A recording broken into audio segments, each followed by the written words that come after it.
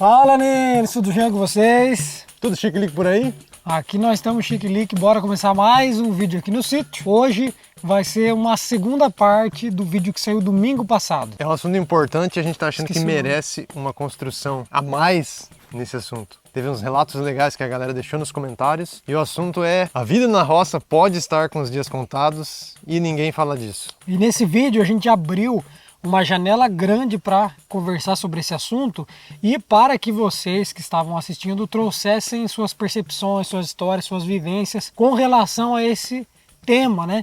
Que no caso, o que a gente percebeu que não vem sendo falado, não vem sendo discutido, é a questão das escolas rurais, da sucessão rural. E no outro vídeo, inclusive, cometemos uma pequena falha técnica não, mas de construção de pensamento, que é com relação à sucessão rural. A gente falou sucessão.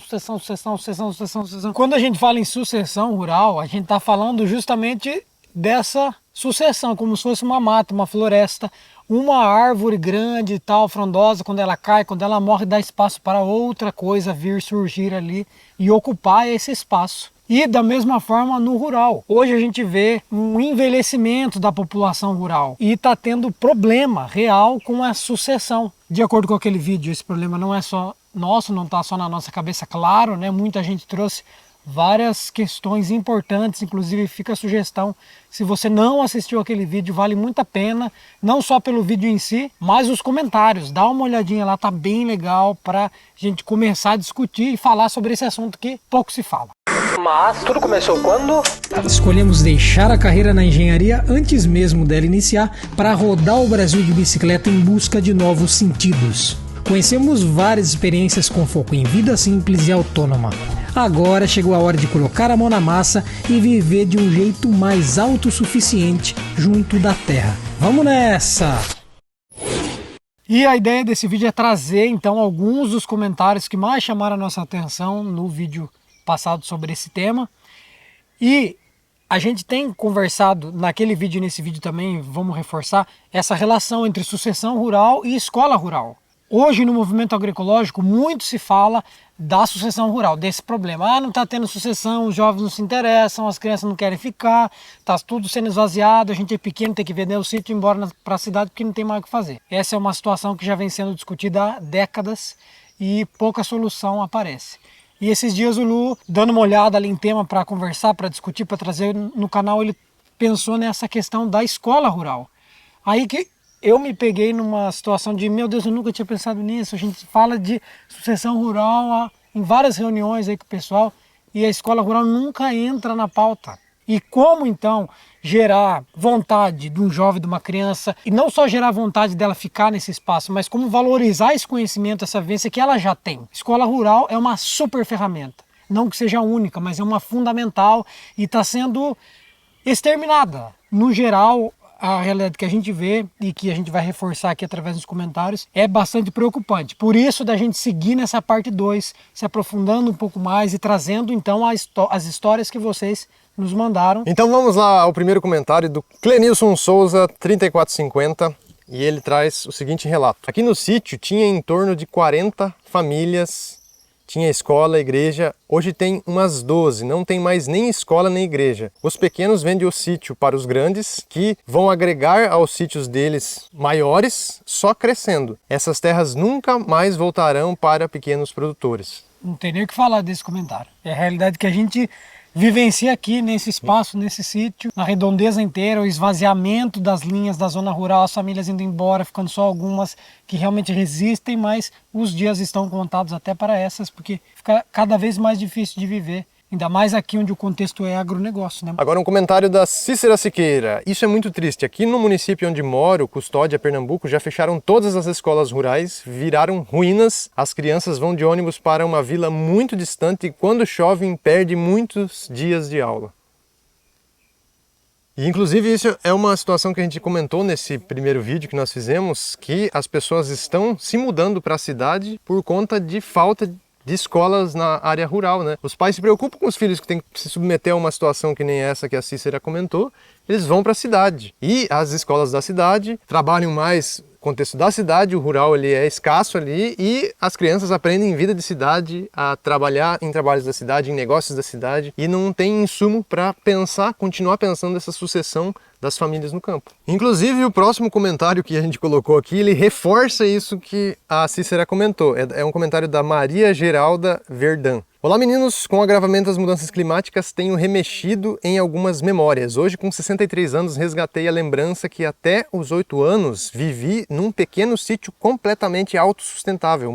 Meu pai só comprava sal e querosene. Tinha arroz, feijão, milho amarelo, branco e de pipoca, amendoim, muitos tubérculos, muitas frutas, uma horta incrível, café, cana-de-açúcar. Meu pai produzia rapadura e melado para o ano inteiro. Era o nosso açúcar. Também tinha 3 vaquinhas, 2 cavalos para transporte e acesso ao sítio era difícil. De outra forma, uma junta de bois, carro para trabalho, junta de bois de carroça para trabalho, muitas galinhas, muitos porcos. Éramos em 6 irmãos e por causa da escola meu pai vendeu o sítio e veio morar na cidade. Aí a cidade nos engoliu. Meu pai, que era apaixonado pela terra, fez isso pressionado pela minha mãe, preocupado com o estudo. Passou o resto da vida frustrado e infelizmente nós, filhos, ligamos o automático.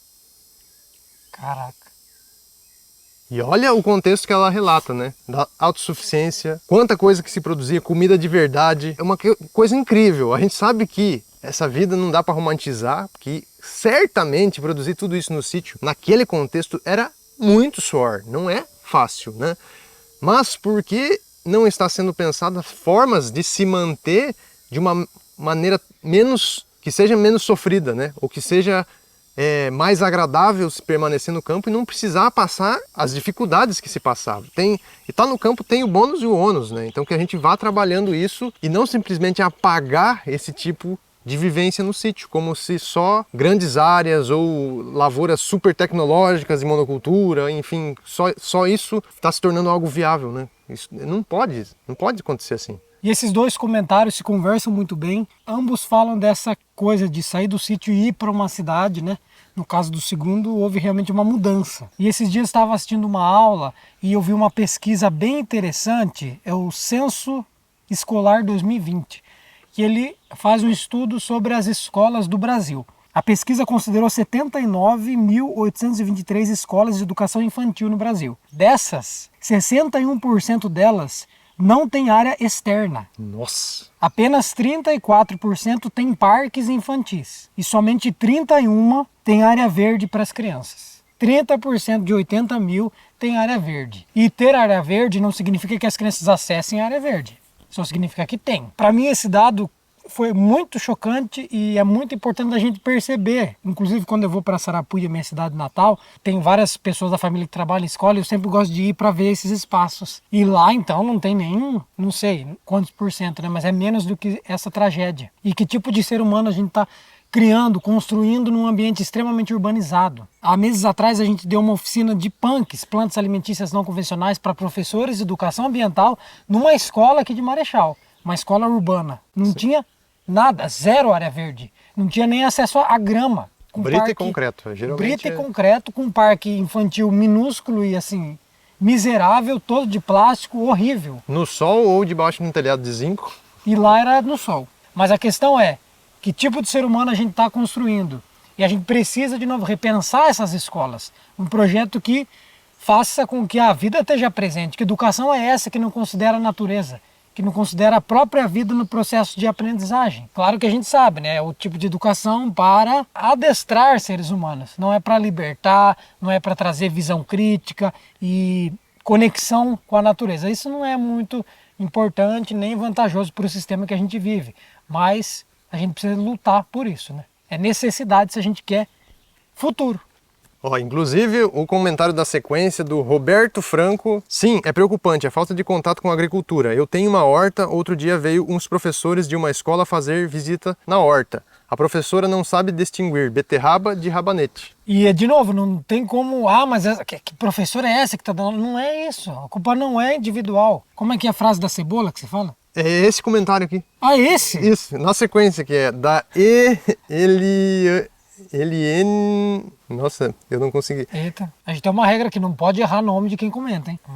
É Eliane Santa Inês. Li rápido, buguei aqui. Moro num assentamento e me preocupo muito com isso. Hoje as crianças daqui estudam na cidade em tempo integral. Fico pensando que daqui mais uns dias os jovens vão achar que cebola dá em árvore. Infelizmente já não é futuro, já acontece, né? Leite Já dá tá na aí. caixinha, cebola dá em árvore. É uma máquina que cospe a salsicha já pronto, né? Bruno Alcântara, posso afirmar que apenas visitar uma escola do campo vinculada ao MST transformou minha vida alguns anos atrás. Enxerguei a potência de uma educação libertadora ali. Fiquei pensando também na importância de falarmos sobre a vida no campo dentro das escolas urbanas, quando possível levarmos os estudantes para conhecer o campo. Diálogos que precisam acontecer juntos, encontrando caminhos. Avante! Gente, Bruna é uma querida, ela é apoiadora do canal e eu tive a honra de encontrar ela sem querer no meio de Fortaleza. Nossa, isso foi... Começando a viagem de bicicleta sem combinar, ninguém sabia de nada. Foi assim, ó, cruzando os caminhos. Gustavo! Oh, meu Deus! Bruna. Valeu pelo comentário e eu acho interessante porque no vídeo, parte 1, a gente trouxe a contribuição da nossa querida amiga Yara. A Yara, ela vem do Movimento Sem Terra, ela trabalhou um tempo na Escola Latino-Americana de Agroecologia, que fica no assentamento Contestado, em Lapa, aqui no Paraná. Ficou muito legal, vale a pena dar uma olhada e escutar as experiências muito afiadas com a realidade, já lidando com esses problemas que a gente vem falando e pouca solução se vê. Lá já tem soluções muito interessantes acontecendo. E aproveitando que a Bruna é apoiadora e nós estamos falando de apoiador, se você quiser fortalecer o canal, ajudar a gente a manter as partilhas aqui acontecendo, considere avaliar, entrar para o nosso financiamento coletivo. Dá para estar contribuindo com apenas R$5, que parece nada, mas para a gente e somando de várias pessoas aí faz uma diferença enorme. O link para conhecer, saber mais, está aqui fixado no primeiro comentário. E além de um grupo legalzinho ali no WhatsApp, que a gente vai trocando uma ideia com o pessoal, de vez em quando a gente marca umas videochamadas. Inclusive fazemos de vez em quando uns sorteios de produtinhos da lojinha e do sítio. Inclusive semana que vem a gente tem que marcar uma chamada lá com o pessoal para sortear uns trem. Fica dentro do grupo, quem é apoiador. LMK4Ever. Olá, já faz um tempo que venho acompanhando o canal, desta vez não posso deixar de participar. Eu cresci no campo e fui fazer faculdade na cidade grande, mas o campo e minhas memórias da infância sempre estiveram presentes. Quando o meu quintal aqui na cidade já não era mais suficiente para o cultivo, comecei o movimento de comprar minha própria terra. Meu objetivo principal era fazer com que meus filhos, ainda pequenos, crescessem em contato com o cultivo. Hoje já fazem 4 anos que eu tenho um sítio. Vamos para lá cada 15 dias e cultivamos o que conseguimos. É um aprendizado que nenhuma escola pode dar. Às vezes penso em morar no sítio, mas a escola fica tão longe que é inviável morar lá. Quem sabe um dia será possível. Obrigada por todo o conhecimento que vocês transmitem através do canal. E essas são duas lutas que a gente tem que ter bem claro na nossa cabeça. Educação do campo, que a gente está falando aqui, escola rural e acesso à terra. Vivência. Porque a escola pode fazer muita coisa, mas nada como crescer no ambiente junto da natureza, lidando com as circunstâncias que vão aparecendo. Acesso à terra. Não pode ler antes, tem que ler numa hora só. Você tem que citar o erro, neném. Shirley Sherge. Não sei se eu li certo. Shirley Sherge. Uma única palavra que você disse resume as escolas urbanas. Adestramento. Eu já tinha falado isso no outro vídeo, né? É simplesmente isso. Desde cedo é ensinado o que eles acham relevante para criar um trabalhador CLT escravo do sistema. Porque se realmente não fosse assim, deveriam estar ensinando nas escolas como administrar nosso dinheiro, como ser menos consumista, como ter um estilo de vida saudável e como ter uma saúde mental equilibrada, nos conectando com a natureza. Fica aí a reflexão. Eliana G21. Minha geração está envelhecendo. Nossos filhos amam o campo, mas estudando e trabalhando na cidade. Fico pensando, quando será o regresso deles para o campo? Desculpem o desabafo. Agora, um pouco de soluções para isso, né? Tem um comentário da Marli Ruchel, 1014. Em Caxias do Sul temos a Escola Família Agrícola, onde os alunos ficam internos uma semana e na semana seguinte desenvolvem os aprendizados nas lidas do sítio. Não tem foco 100% agroecológico, mas o tema está presente na grade curricular. Inclusive, todos os anos trazem os alunos aqui no sítio para uma visita técnica. E ó, vinculou já a escola de alguma forma com o contexto rural, com o assunto rural, né, na teoria, e tem um nível de prática, e ainda ela conta que os alunos vão no sítio dela poder ver isso de perto acontecendo, né? Patrícia de Paula Ramon, maravilhosa reflexão, mas acredito que sem uma reforma agrária profunda e democrática, essa revolução na educação do campo e para o campo não vai acontecer. É um projeto maravilhoso, revolucionário e indispensável à nossa sobrevivência na Terra. E tem mais um comentário bem interessante para essa conversa nossa. Ana Ruth Andrade 4901. Esse é um assunto que mexe comigo. A educação no campo e para o campo é fundamental para o desenvolvimento sustentável e a preservação das comunidades rurais. O foco no agronegócio, sem considerar a qualidade de vida e a sustentabilidade ambiental, pode levar à degradação do meio ambiente e à perda da biodiversidade. Não só pode, como já está levando. E Ana traz algumas listas bem interessantes para a gente. A primeira, ela fala da importância da educação no campo. Ela pontua aqui, por que a educação no campo é importante? Preservação da cultura rural, desenvolvimento de práticas agrícolas sustentáveis, valorização da biodiversidade, fortalecimento da economia local, melhoria da qualidade de vida. Fundamental, gente, que isso? Só isso aqui tivesse sendo feito, a gente já estava bem melhor hoje. A Ana também traz aqui alguns campos de estudo para uma educação voltada para o campo. Por exemplo, agronomia orgânica, permacultura, agroecologia, gestão de recursos naturais, empreendedorismo rural. Olha isso, assim é. Como incluir o contexto rural, né? Pensa, não faltam jeitos, só falta vontade política. Desafios para essa educação do campo. Acesso a recursos financeiros, infraestrutura deficiente, falta de professores qualificados, desconexão entre teoria e prática. Isso aqui é muito complexo. Pressão do agronegócio. Mais algum desafio, né? Eu não... Tá. A Ana também traz soluções cabíveis e necessárias.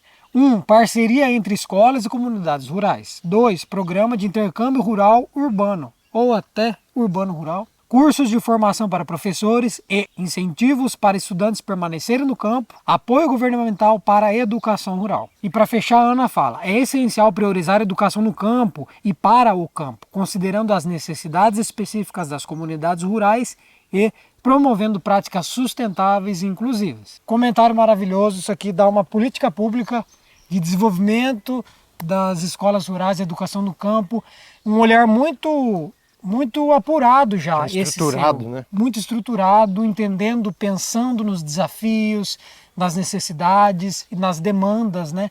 E claro, sempre muito conectada à região. Tem que ser regional. A agroecologia a gente fala, né? Que ela tem que lidar com essa sazonalidade, com a regionalidade e o que dá nesse lugar. Um bioma é diferente do outro. Há jeitos de culturas diferentes de trabalhar. Não dá para padronizar da forma que a educação convencional urbanizada é. E, gente, a gente está trazendo esse assunto, não é para trazer aquela coisa lacrada, pronta. A gente trouxe perspectivas de diversas frentes, diversas pessoas. Então é isso, cada lugar pode ter um contexto específico. Então, acho que tudo que a gente conversou cabe um olhar crítico. E para a gente ir apurando isso, né? A gente tá abrindo a porta para essa discussão. E para a gente ir apurando ainda mais em cima desses assuntos, dessas realidades que vocês mesmos trouxeram, né? A gente pôde agora conversar aqui sobre isso. Star Wars no sítio. Tá acontecendo uma guerra. Não, é gralha. Gralha. Nossa, é muito eletrônico. E acho fantástico a possibilidade de conversar com vocês sobre isso. Você vê uma ideia que iniciou meio do nada, começa a ganhar corpo através das nossas visões sobre isso, mas também do enriquecimento que as visões e vivências de vocês trazem pra gente. E, gente, contamos com a ajuda de vocês no sentido de compartilhar, de pense alguém, um grupo, não sei, de pessoas que possam às vezes está interessado ou abertos a esse tipo de conversa, para que a gente faça isso mais longe, tanto para o vídeo aqui no canal ter um pouco mais de valor, o YouTube reconhecer ele melhor, porque assim, às vezes o conteúdo crítico que a gente está pensando, ele não tem tanta força igual conteúdos de entretenimento mais vazios, mais leves, né, que a gente vê ali, passa e passa e passa, isso está cheio de visualização. Nesse tipo de conteúdo a gente tem uma discussão, às vezes uma coisa mais profunda.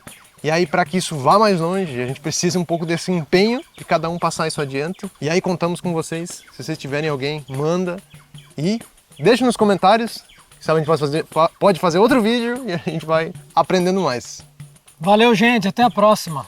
Avante! Avante!